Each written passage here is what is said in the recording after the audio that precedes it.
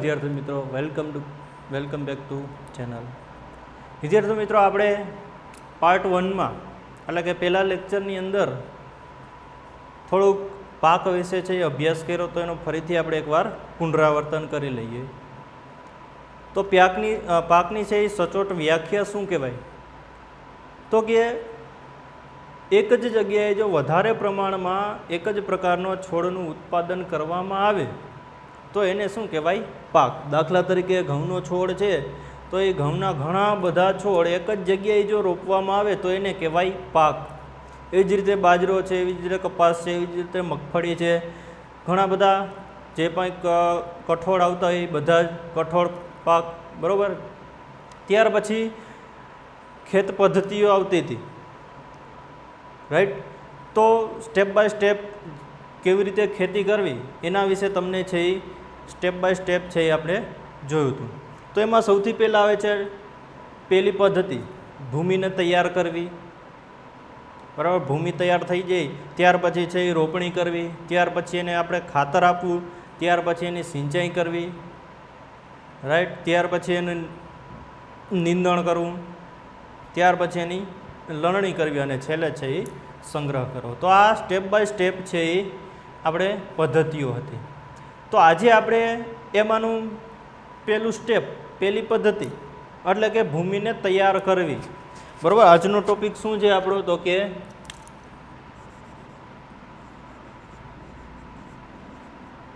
ભૂમિને તૈયાર કરવી.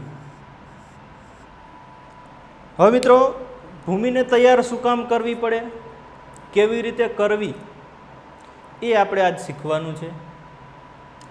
તો સૌથી પહેલાં ભૂમિને છે એ શું કામ તૈયાર કરવી પડે છે? કારણ કે આપણું જે ખેતર છે તો આગલા વર્ષનો જે પાક લીધો હોય એ પાકને છે એ પૂર્ણ કર્યા બાદ એટલે કે ઉનાળાના ટાઈમમાં છે એ આપણો પાક છે એ પૂર્ણ થઈ જતો હોય છે. ત્યાર પછી ચોમાસું બેસવાની છે એ તૈયારી થતી હોય એની પહેલાં એટલે કે ઉનાળો ચાલુ હોય ત્યારે છે આપણે ભૂમિને તૈયાર કરવી પડે છે. તો કેવી રીતે તૈયાર કરવી અને શું કામ કરવી? હવે ભૂમિને તૈયાર કરવા માટે ઘણા બધા પ્રકારના છે ઓજારોનો છે ઉપયોગ થતો હોય છે. બરાબર. તમે ઘરે ખેડૂતના દીકરા હશો તો ઘણા બધા પ્રકારના સાધન છે એ તમે જોતા હશો. ક્લિયર? તો એમાં ઘણા બધા પ્રકારના છે એ અત્યારે આધુનિક યુગ આવી ગયો એટલે તમે ટ્રેક્ટર દ્વારા અથવા તો ટ્રેક્ટરમાં જે પાછળ જોડવામાં આવતા હોય જે ભૂમિને તૈયાર કરવા માટે ઓજાર, બરાબર, એ જોયા છે. ત્યાર પછી પરંપરાગત આપણા એટલે કે આપણા જે પૂર્વજો ઉપયોગ કરતા એ બધાય ઓજારો તમે પણ જો હશે તો જોયા હશે અને નહીં હોય, બરાબર, તો અત્યારે આધુનિક યુગના છે એ તમે ઓજારો જોયા હશે. તો એમાં જમીન છે એ તૈયાર શું કામ કરવી પડે છે? કારણ કે જો આગલા વર્ષનો પાક લીધો હશે તો જમીન છે એ તમારી મોટા મોટા છે એ માટીના છે એ ટુકડા હશે જેને આપણે ઢેફા કહીએ સાદી ભાષામાં. તો એ ઢેફા હશે પણ એની પહેલાં આપણે જમીનની છે એ ખેડ કરવી પડે છે. ખેડ આપણે હળ દ્વારા અથવા તો જો આધુનિક યુગ હોય તો પ્લાવ દ્વારા અથવા તો દાંતી દ્વારા આ રીતે છે એ આપણે જમીનની ખેડ છે એ કરતા હોય છે. હવે જમીનની ખેડ કરવાનો સિદ્ધાંત શું? તો કે જમીનને પોચી કરવા માટે. બરાબર. પોચી શું કામ કરવી પડે? કારણ કે જ્યારે જમીનનો જે દર હોય, બરાબર, એ અમુક લંબાઈ સુધી જ છે એ આપણે પાકને અનુરૂપ આવે તેવી જમીન છે એ હોય છે. હવે તમે જ્યારે છોડ વાવશો ત્યારે એ છોડને છે એ હવા, પાણી અને ખાતરની છે એ જરૂર પડતી હોય છે. હવે જો તમે જમીનને પોચી નહીં કરી હોય તો એ જમીન, હવા, પાણી અને ખાતર આ ત્રણ વસ્તુ છે એ જમીનમાં અંદર ઉતરી શકશે નહીં. એટલા માટે આપણે છે એને પોચી કરવી પડશે. હવે જ્યારે તમે જમીનને ખેડો એટલે મોટા મોટા માટીના છે ટુકડા અથવા તો ઢેફા છે એ ઉખડતા હોય છે. એ ઢેફાઓને ઝીણા ઝીણા અથવા તો નાના નાના ટુકડા કરવામાં આવે છે. હવે એ કેવી રીતે કરવામાં આવે તો કે સમારકામ દ્વારા. તમે ઘરે જોયું હશે તો પપ્પા છે એ સાતી વડે છે એ એક મોટો થાંભલો લાકડાનો હોય કે લોખંડનો હોય કે સિમેન્ટનો હોય તો એના દ્વારા છે એ જમીન છે એ લેવલ કરતા હોય છે, એટલે કે ઢેફા છે એ ભાંગતા હોય છે. શું કામ? કારણ કે ઝીણા ઝીણા ઢેફામાં જમીનમાં છે એ પાક છે એ સારો ઉગે. જે મોટા ઢેફા હોય એમાં છે એ પાક છે એ વ્યવસ્થિત ઉગે નહીં.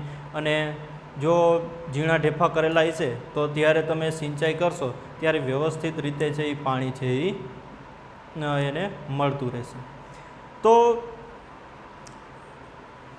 હવે આવે છે ખેત ઓજારો, એટલે કે ખેડ કરવા માટે તમને ઉપયોગી બનતા હોય એવા ઓજારો એટલે કે સાધનો.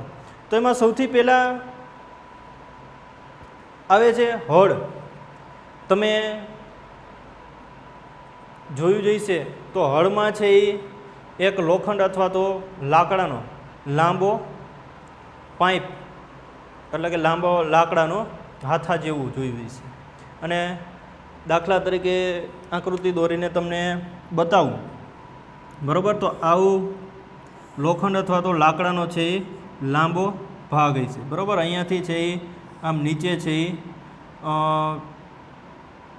અણી જેવો આકાર છે એ હશે, બરાબર?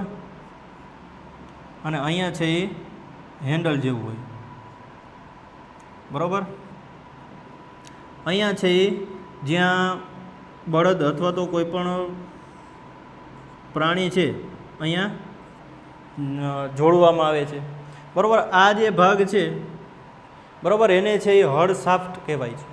તમે આકૃતિમાં જોયું, બરાબર? અથવા તો જો તમારા હાથમાં બુક હોય તો એમાં એક નજર કરો તો વચ્ચેનો ભાગ જે છે કે જ્યાંથી પ્રાણી જૂતેલું હોય અને જ્યાં આપણે માણસ છે એ પાછળ છે એ હેન્ડલ વડે જ્યાં હેન્ડલ કરતો હોય તો એ બે ભાગને જોડે છે એને છે એ હળ શાફ્ટ કહેવાય, બરાબર? ત્યાર પછી અહીંયા હેન્ડલ કે જ્યાંથી માણસ છે એ પાછળ આ જે અણીવાળો દાંતીવાળો જે ભાગ છે એને છે એ કંટ્રોલ છે એ કરતું હોય છે. અને નીચે છે એ લોખંડનો અથવા તો લાકડાનો અણીદાર ભાગ હોય છે. એ શું કરે તો કે જમીનને ખોદવાનું કામ છે એ કરતું હોય છે, બરાબર? આ છે એ ધૂંહરી વચ્ચે જ્યાં પ્રાણીને છે એ જોતવામાં આવે છે. તો આ વાત થઈ ગઈ હળની, બરાબર? તો પહેલું આપણું સાધન કયું હતું તો કે હળ. હવે હળમાં છે એ પાછા બે પ્રકાર હોય, એક લાકડાનું હળ પણ હોય અને બીજું છે એ લોખંડનું પણ હળ હોય છે. આપણા જ્યારે લોખંડના હળની શોધ નહોતી તે પહેલાં છે એ લાકડાના હળનો ઉપયોગ કરતા. બીજું આવે છે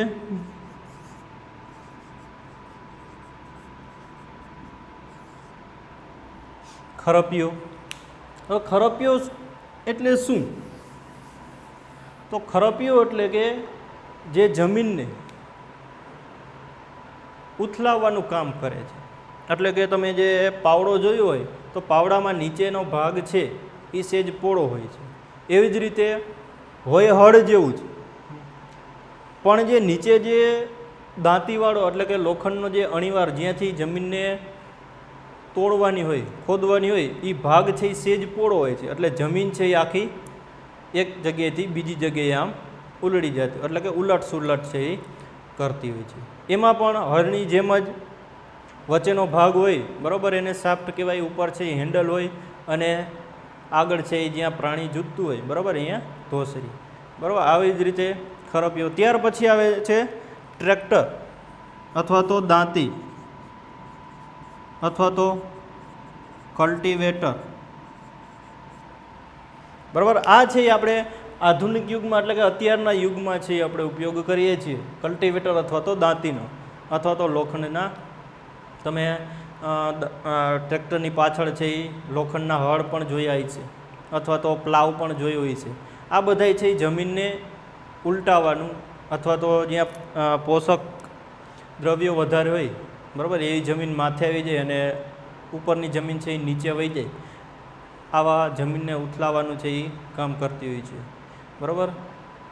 તો ભૂમિને તૈયાર કરવા માટે 3 ઓજારો ઉપયોગી છે: હળ, ખરપિયો અને દાંતી, બરાબર. હવે જો કોઈને પ્રશ્ન હોય તો મને કોમેન્ટ બોક્સની અંદર અથવા તો કોલ કરીને છે એ પણ પૂછી શકે છે.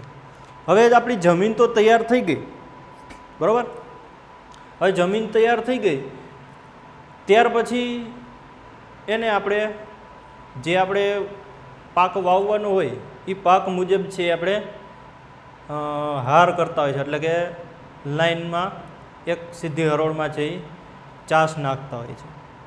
હવે એ ચાસની અંદર આપણે છાણિયું ખાતર જો અવેલેબલ હોય અથવા તો રાસાયણિક ખાતરનો છે એ ઉપયોગ કરતા હોય છે.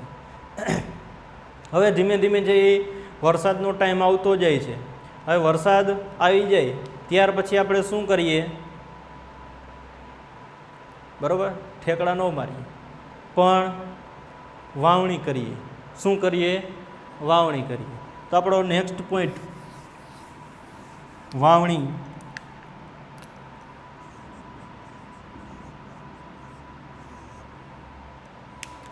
હવે વાવણી કરવા માટે પણ ઘણા બધા સાધનો અવેલેબલ હોય છે અત્યારે,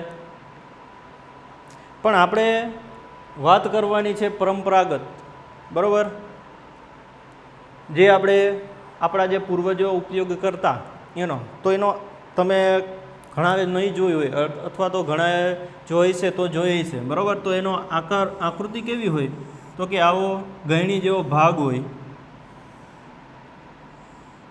બરાબર. અહીંયાથી નીચેથી 3 હોલ હોય કે જ્યાંથી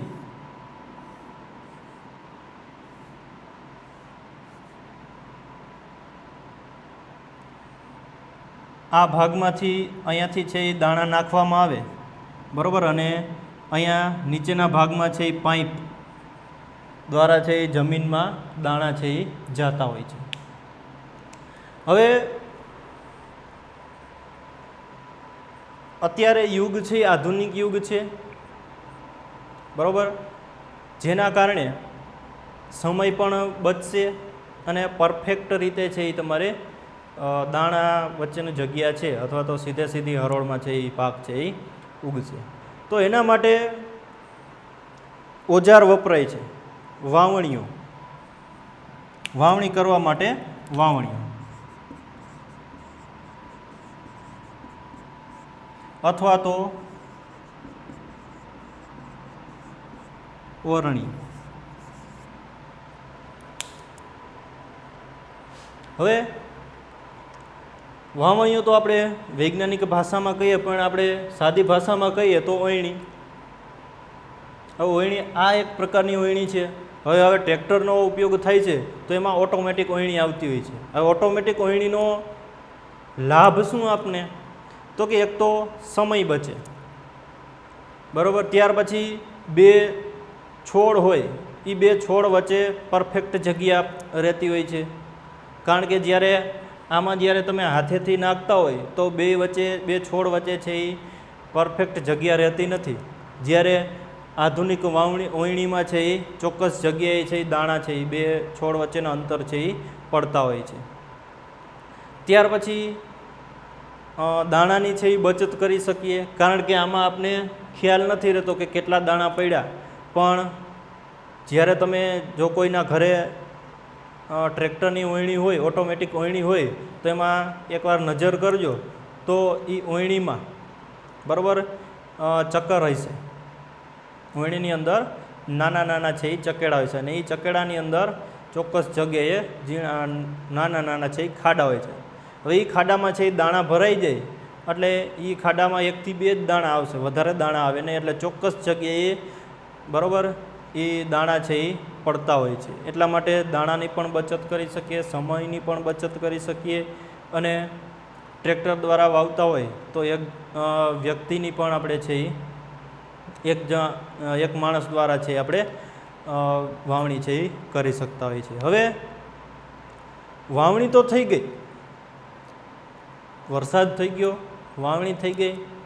હવે પાક છે એમાંથી જમીનમાંથી જે કોઈ પણ પાક વાવ્યો હોય એ ધીમે ધીમે છે એ ઉછરવા લાગશે. હવે ચોમાસું છે એ પૂરું થયું, બરાબર. ચોમાસું પૂરું થયા બાદ ઘણા બધા પ્રકારના છે જો આપણે